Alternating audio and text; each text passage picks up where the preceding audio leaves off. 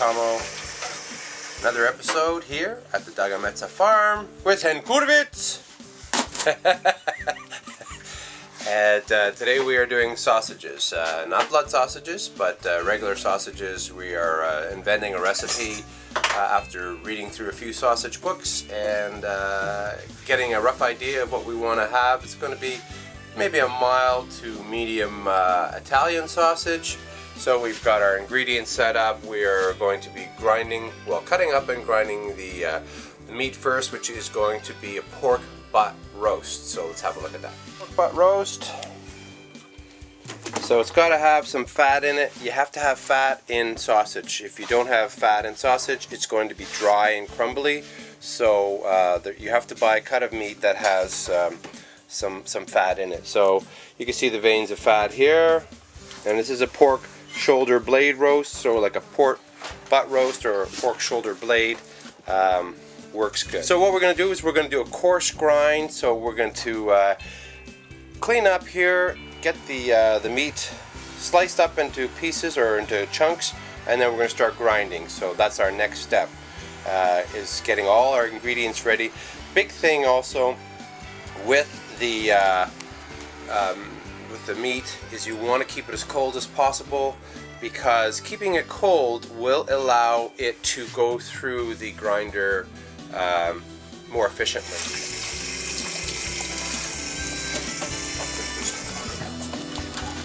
Really good idea to keep your hands clean. Cleanliness is godliness, like we state in all these videos, and also your utensils sterilized, cleaned up. You don't want any contaminants, because we are doing sausage that we're going to be smoking, so you don't want any bacteria.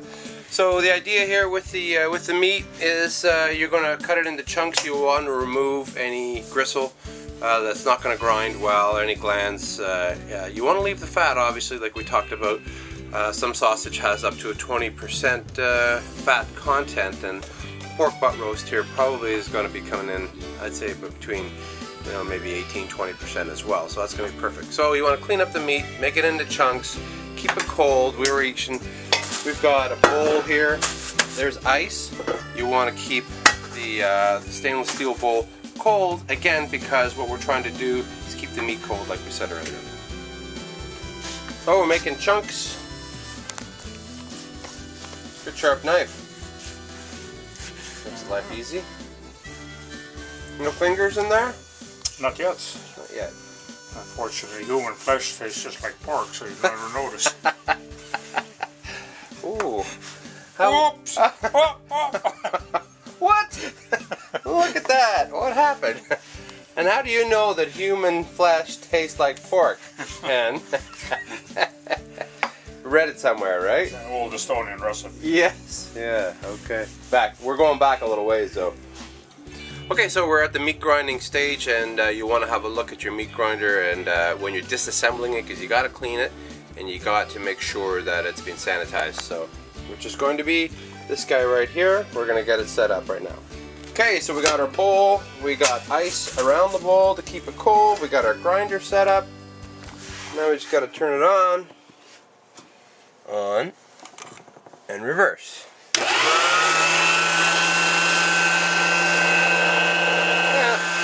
Going the right way, and now we start throwing stuff in.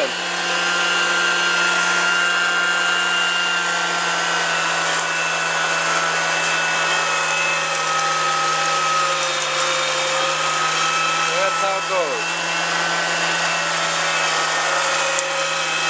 Exciting, eh?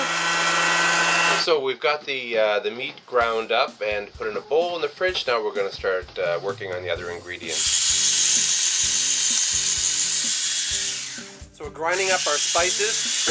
In this recipe, I will list it for you, but we're making for 5 pounds, a mild to medium Italian sausage. But garlic is what we've just chopped up here, nice and fine. Keep all the ingredients as cold as possible, so the meat's gone into the fridge to stay cold after being ground. Now the garlic's going to go into the fridge, and then we're going to mix everything together.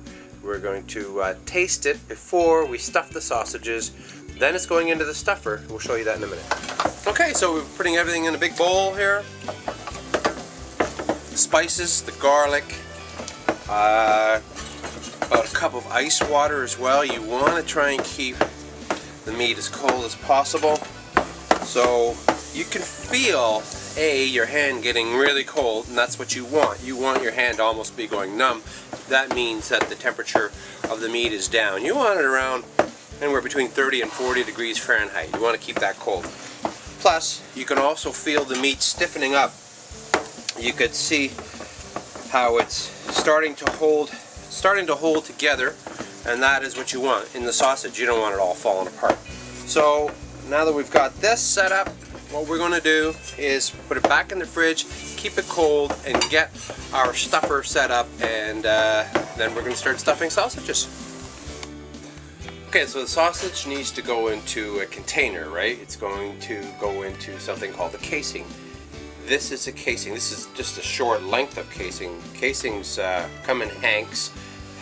One hang is 100 yards, so that's a lot of casing, and you're probably not going to need a whole hank if you're just doing a small batch first time at home.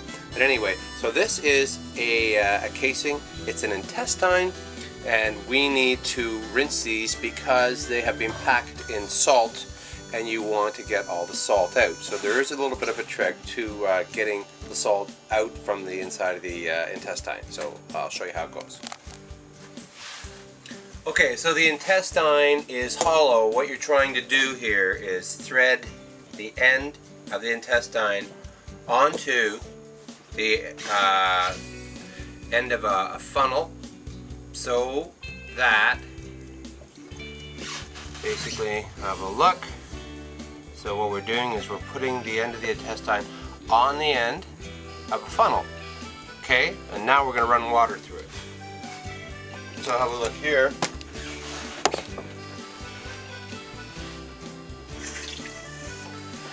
And if you watch, see how we're doing that? Run cold water through. Also a good chance for you to look and see if you have any holes or leaks. Okay, so there we go. We're filling up that intestine, and in doing that, we're also rinsing out any salt or contaminants that were in there. So clean it out. That, and clean.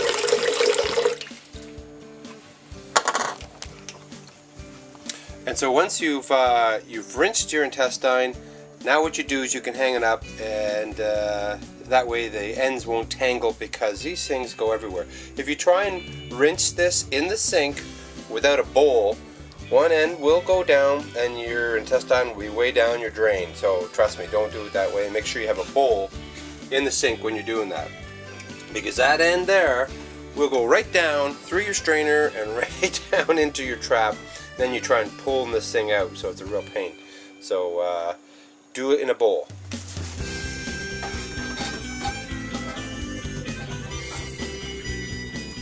We've got the sausage stuffer now set up. Well, at least what we have is the handle and the crank. It's a pretty simple affair. You crank the handle, it pushes this plate down, which goes into a bowl, and sausage comes out in this direction. You'll see very, very shortly how this works. But there's their contraption. You need a bit of a counter, because the sausage is going to come out and we're going to be forming a ring, and you're going to see that very shortly. But need a nice clean surface. Make sure this is make sure that's clean, because the sausage is coming and it's going to be sitting right on your countertop. So make sure you sterilize that a bit. Okay, so you can see I am putting the casing, threading the casing onto this guy here. So if you're watching the casing, it's all getting put on here. The vegetable oil comes in really, really handy for this. See the technique? Okay, believe it or not, all that casing went onto here. The end is now ready. You don't tie the end. You don't tie the end so the air can come out. So you're going to hold on to the end as you're starting to stuff it. But there it is. And make sure you put this black ring on to the tube first, because you'll never get the black ring on afterwards, and that's what holds it onto the bottom of the pot where the sausage material is. Okay? Okay, so we just took the meat out of the pot here, and we've put it into the stuffer cylinder. So there's going to be a ram that pushes down, and it's going to come out here. And this is where the casing is going to be, where that big black nut goes, and out will come sausage. We hope.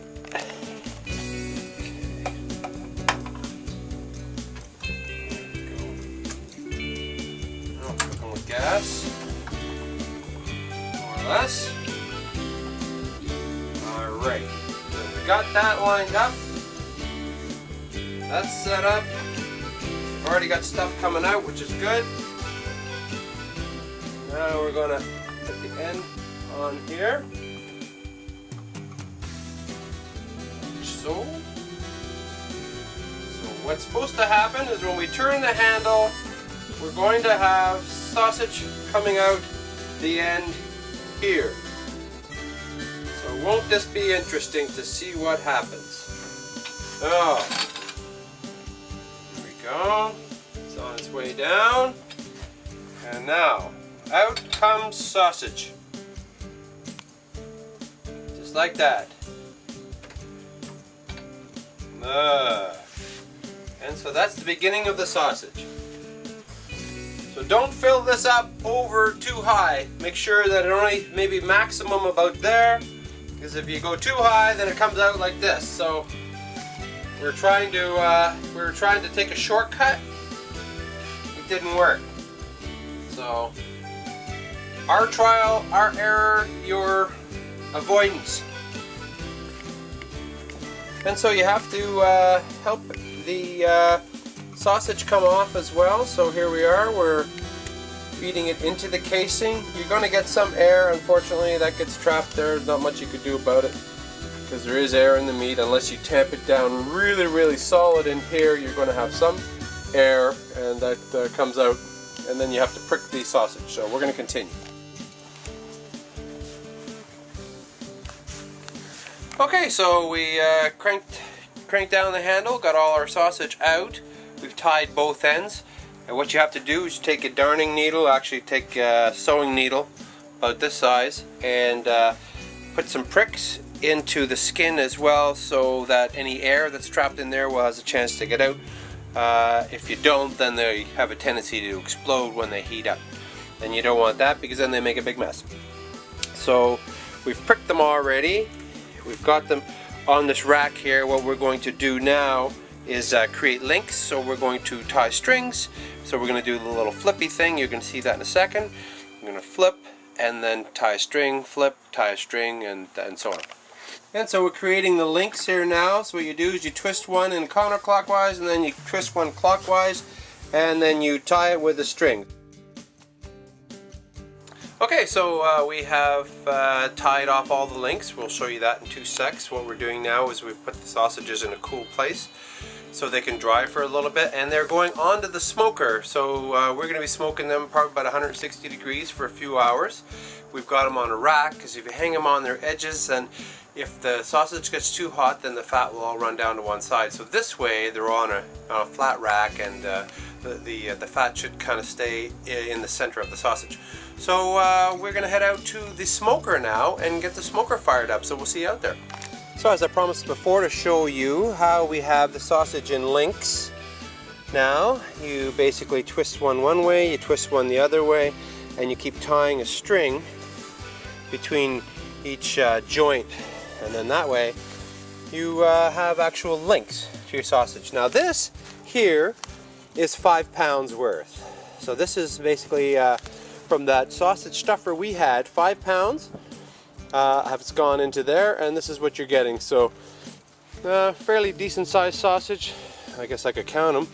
You got 2, 4, 6, 8, 10, 12, 14, 16, 18, 20, 22, 24, 26, 28, maybe close to 30 decent sized sausages for 5 pounds. So it's about a 1/6 of a pound each, 16 ounces in a pound. So to 2.5 ounce ish sausage, which is great on a bun, or just all on its own. So smoking them now. You usually smoke it with a hardwood like maple or apple is very good, or even cherry, whatever is handy. You never use softwood that's got resin in it. So what I normally do is I start a fire in here using dry pieces of dry maple, and get that going and get some coals, and after that you can add whatever wood you would choose to smoke it with. I've got a pile of old apple logs here, so I think today we'll use apple. It gives it a very pleasant and sweet taste. So first thing is we'll make a fire. All right, and then once the fire is going, being that the stove is down there, underneath all this there's a chimney. And the chimney is like a pipe that comes right here to this stack. And this stack is where the chimney ends, and these racks are where you put your meat and whatever, and the smoke comes up through here. And so what you do then is you close that door, so you have your little smokehouse. And the opportunity of the smoke, where it is having a chance to cool from the wood box or from the firebox all the way along here, which is about let's say about 7 or 8 feet, is enough to cool the smoke down, so you're actually getting more of a curing than you are a cooking. And we also have a thermometer on the side, so we have good idea of where the temperature is. You want to maintain that temperature probably about 160. If you get it too hot, the fat will start to run out of the sausage, and it just makes a big mess and it drips all over. And when the fat's out of your sausage, it goes dry. So you don't want to do that. You want to keep it from getting crumbly. You want the fat to stay in the sausage. Go figure. All right, sausages are now in. It's just a little after noon. We're going to damp it down now. We're going to close the door. We're going to close the top. We're going to watch the temperature. So let's close her up. Bye-bye.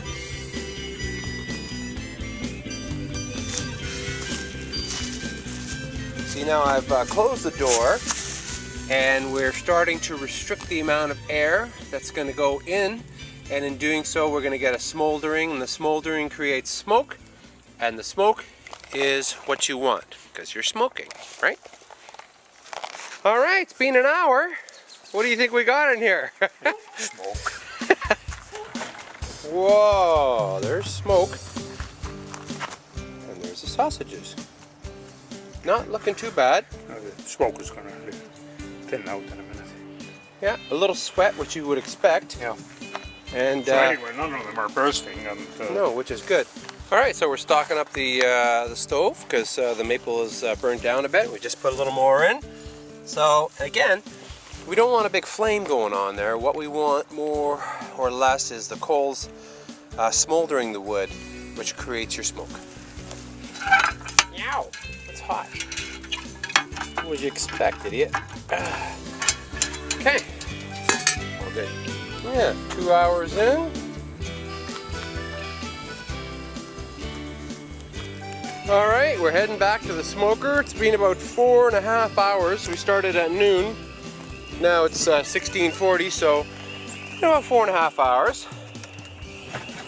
Look at that. Okay. Now, if you wanted these to be a darker pigment, you could maybe put paprika in, but otherwise, they look great. And they haven't shrunk that much. The temperature didn't get much more than maybe about 130 degrees or so at the peak, which is good. So nothing inside started to melt or run out of the holes like the fat in them. But we do have a really nice smoky taste.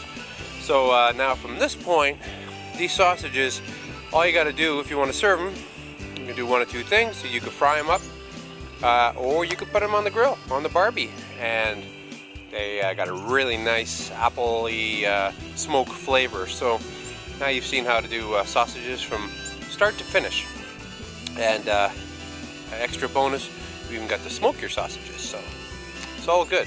And we hope you enjoyed this segment of Cooking with Tammo.